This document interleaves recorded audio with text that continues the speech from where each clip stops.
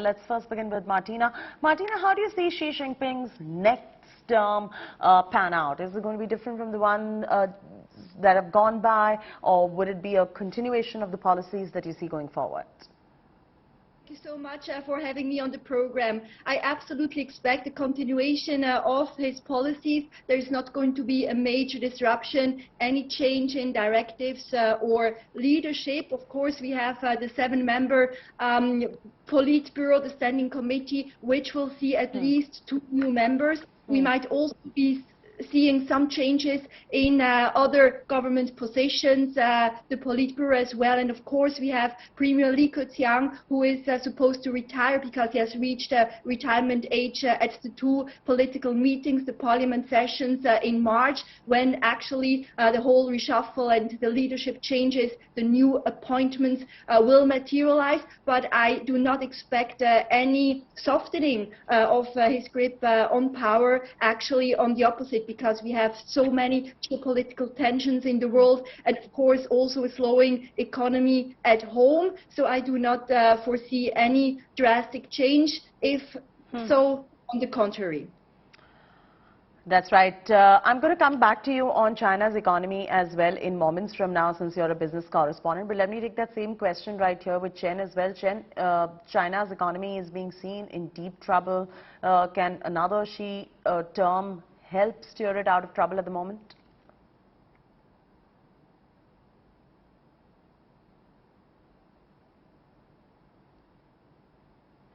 Can you hear me, Chen? Yes, I can hear you. Can you repeat that question again? Yes, this was about China's economy being in deep trouble and whether or not another Xi Jinping term help it out of that trouble it's going through. So in terms of economy, I want to share with you that in his report, he says development is the top priority, especially in governing and rejuvenating China. And also he says China seeks to build a dynamic and reliability on domestic economy. But in addition to that, he also wants to engage high-level global economy. How to achieve all this is actually through 5 aspects, including building a high-standard socialist market economy, modernize China's industrial system, also advance its rural revitalization as well as regional development. And the last one is obviously engaging opening up, and that's how he's going to do it, especially not how, let me correct myself, not how he's doing it, is how China is going to move forward together. And also he says China will endeavor to preserve the diversity and stability of economy and also trade relations. So it's just not only about domestic economy, but we're also looking at how China is going to perform on global stage. Back to you. No, that's very interesting, Chen. Continue to be with us right there. Martina also still continues to be with us on this broadcast. Martina, what is your sense whether she is going to be helping China get out of this trouble, this economic slowdown that you're witnessing in China, and what can he really do to help the economy recover at this point? I think most importantly, we need to reopen borders, because China has been in isolation for the past 2.5 years. And of course, this is not helping Chinese exporters. And we have so many supply chain disruptions as well. But it doesn't seem like the Chinese government is backing down from the zero COVID policy anytime soon. In fact, the IMF head for China said a couple of days ago that China is only likely to reopen borders and lift the COVID restrictions in the second half of 2023. That's in 1 year from now. So I'm not very bullish on that front. We are going to see the third quarter GDP data for China to be released this Thursday. Estimates predict that the economy grew 3.4% in the third quarter year on year. That's compared to a very sluggish 0.4% in the second quarter. So there is some hope on the economic growth front, but of course not comparable to what we have seen a couple of years ago. with a double-digit growth. Inflation is more benign, so there are not so many worries as in other parts of the world. In fact, the PBOC governor Yi Gang said that the central bank could step in anytime. There could be a triple R cut sometime, but we can't foresee any interest rate rise anytime soon in China. So inflation of roughly 2.8% in the next couple of months is going to be likely, just as we have seen in the last month of September, 2.8%. Right. So from the figures that you also mentioned in terms of the GDP growth, Martina, the change looks like it's almost flat on a year-on-year basis. Well, we see that, for example, the IMF has a global growth forecast of 3.2% for this year, right? And then 2.7% for next year. Most people, analysts, expect the Chinese economy to expand by around 3.2% this year, and then around 5% growing again in 2023. But of course, as you may know, in March, Chinese policymakers set a target of about 5.5% growth for this year. So that's a sizable markdown from the expectations. Let's hope that we are not going to drop below anywhere of 4%, which would mean a sharp slowdown for the world's second largest economy and a big impact for the world, of course. Impact the rest of the world as well in case that happens. Now, Chen, the trade war and bad blood with America, is that likely to continue? What's the sense that you're picking up?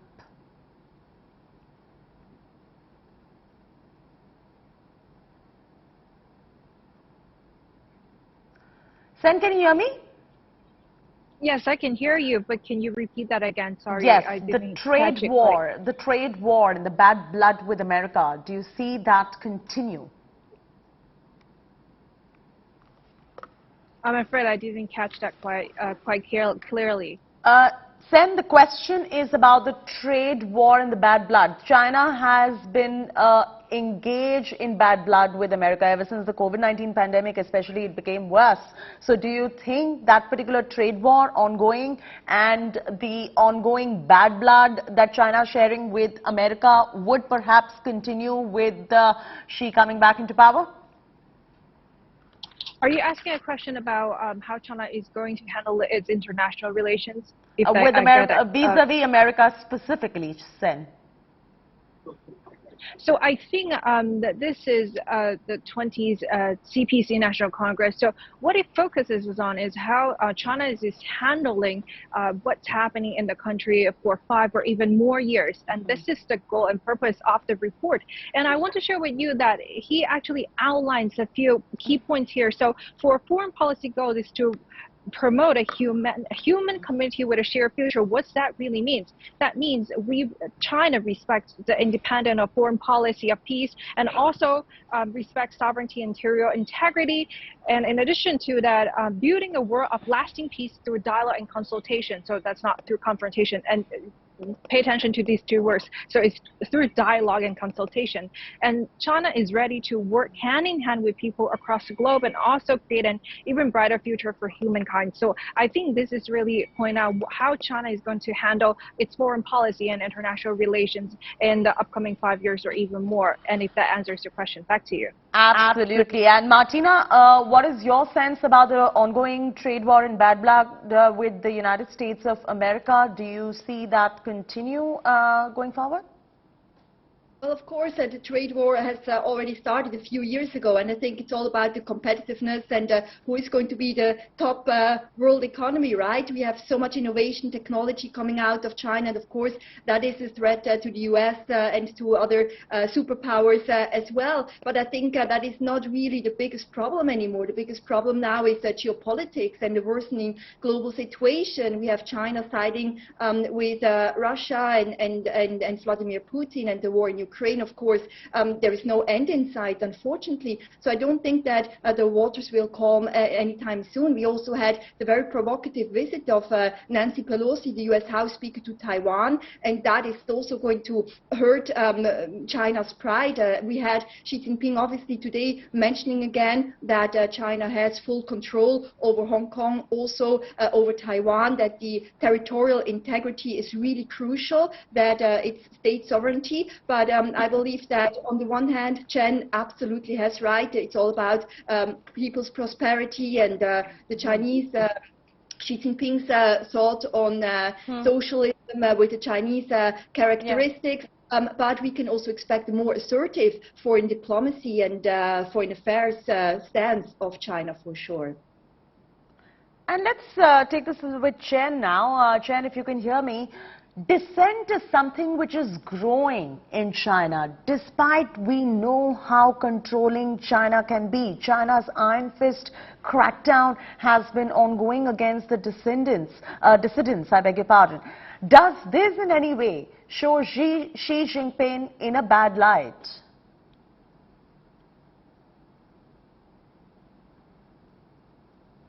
I can hear you, but is that a question to me? And if that's for me, please repeat that again. Really sorry for the technology. I can't. Don't really worry hear about you. it. I was talking about the ongoing dissent in China. The dissent is very, very strong, as you already know. This is happening despite the iron fist control that the leaders have had over any kind of dissidents, right? So, does this somewhere show Xi Jinping's regime in a bad light? Well, I think what you're asking, if he is able to achieve the goals that he mentioned, is that your questions? No, the question is not about that, but yes, you can talk about that as well. Go ahead. I really couldn't hear you on that. No worry, I want to take this. I want to take this with Martina. Martina, the dissent. What do you have to say about that? It's growing. China has had iron fist crackdown on the dissenting voices, as you already know. How is Xi Jinping's regime being viewed in the light of that? So, of course, the frustrations are growing among the Chinese population. And on a personal note, I have highest respect for the Chinese people also to go through lockdowns and zero-COVID policies and really showing so much endurance and patience. I don't think we could see this anywhere else in the world. But, of course, patience has an end at any point for anyone. You can't continue with this for years and years to come and isolate the population for such a long time. But I do not expect any major protests because stability, social unrest, that is really something that the Chinese government, will want to prevent at any cost. So there won't be any large-scale protests, any, overthrowing of the government, that's for sure. Also because, as you know, the social media space is so controlled. Very controlled. The VPN is running at a very high speed at the moment, and there's actually even a technological upgrade of all the systems. So I do not expect any continuation of any, whether small or big scale protests in China, because social stability is so much at the core of the Communist Party of China. And what about the muscle flexing over Taiwan? It's only harmed China's reputation and especially business as well, Martina. Can Xi Jinping afford this any further? I don't expect any change when it comes to Taiwan. We have also seen that they have been quite reserved when it came to a reaction. A lot of people were very scared when it comes to Xi Jinping's and the military's offense against Taiwan in the aftermath of Nancy Pelosi's visit, but that actually hasn't happened. The government even lost a little bit of faith because some nationalists and some patriots in China were hoping for much more of a muscle flexing. Flexing at this point. So they were a little bit disappointed by the weak reaction. So I don't think so. Of course, they will do everything in their power to prevent separatism or anything. And in fact, Xi Jinping reinforced again today his stance of state sovereignty and territorial integrity.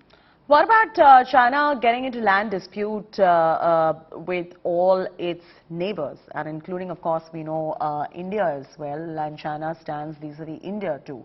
How does this serve China's interests to alienate India? What is the sense in your country?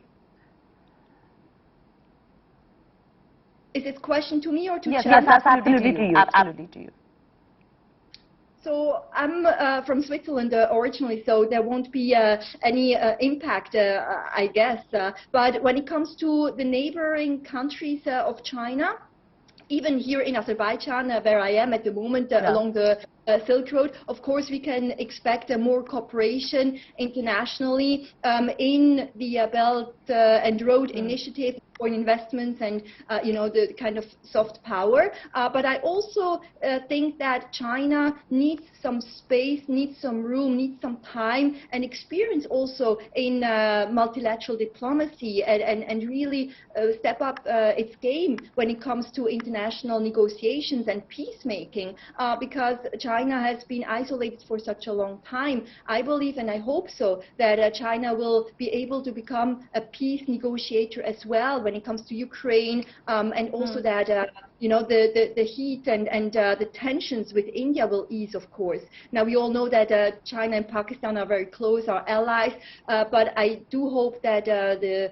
tensions will calm down a little bit and that China can become really a force to reckon with also when it comes to peacemaking at the multilateral table. Well, that's $1 million question, but I'm going to let you have that one, Martina. Thanks so much for joining us on this broadcast, and Chen as well. Thank you very much. We had a little trouble with the audio right there, but it all worked out in the end.